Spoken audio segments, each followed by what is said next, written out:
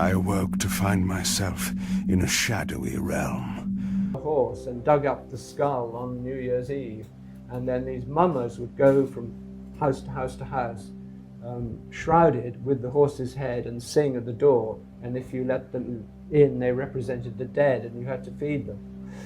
So this was a village of great significance, and when I went there to look for the graves of the grandparents and walked down this path that led to the church, I realized I was actually walking down the street where I'd grown up, because the names of my neighbors were now gravestones. It's sort of a very Dylan Thomas under Milkwoodish moment. There they were, in order, going down the hill, exactly as the hill I'd lived on. And somehow my parents had slipped that and decided to be burned. My mother made it clear that she favored cremation, a gesture perhaps at the fashion, initiated by the latter-day Druid, Dr. William Price, who incinerated his infant son, Jesu Christ, Jesus Christ, in January 1884. On a flaming pyre at the end of a field commonly used for football on the hillside above the village of Llantrisson. The location was pointed out every time we made a family drive from my stake to Cardiff. Price's father, another William, was a clergyman whose eccentricities stood out even among that spectrum of oddities sheltering in parsonages across the country. The Reverend Price, like Emanuel Swedenborg, plunged naked into local pools and mudholes, cooling the fever of his religious ecstasies. He kept snakes in his pocket and carried a saw to carve bark from trees, which he later burnt, muttering ritual incantations. He spat on stones to validate them, and he always carried a pistol. The younger William trained as a surgeon, and living for a time near St. Paul's on the edge of the City of London, attended the Royal London Hospital in Whitechapel. The epiphany came when Price, a Welsh nationalist, chartist, and political dissident, was in temporary exile in Paris. Visiting the Louvre, he discovered a stone with a Greek inscription he believed represented an ancient bard making obeisance to the moon. Very soon he was interpreting the inscription as a prophecy of an invented Celtic prince.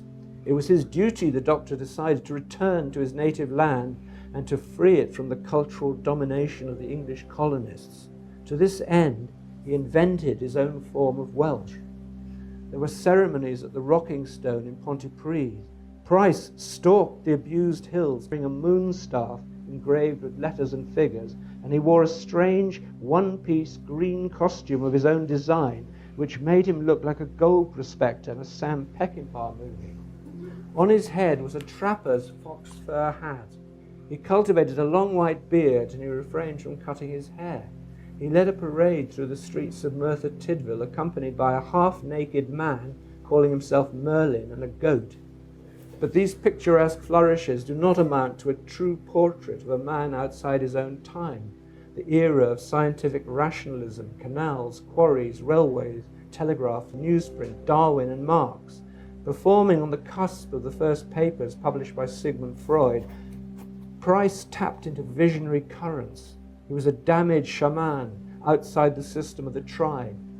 If the weight of history, as legitimized by museums and salaried academics, did not support his cosmology of need, like William Blake, he would invent his own. The truth was whatever he needed it to be, and fire cleansed all faults. When his time came on the night of January the 23rd, 1893, he called for a glass of champagne, and he was cremated on a 2-ton stack of coal on the hillside above Llantrisson in a ceremony witnessed by 20,000 people.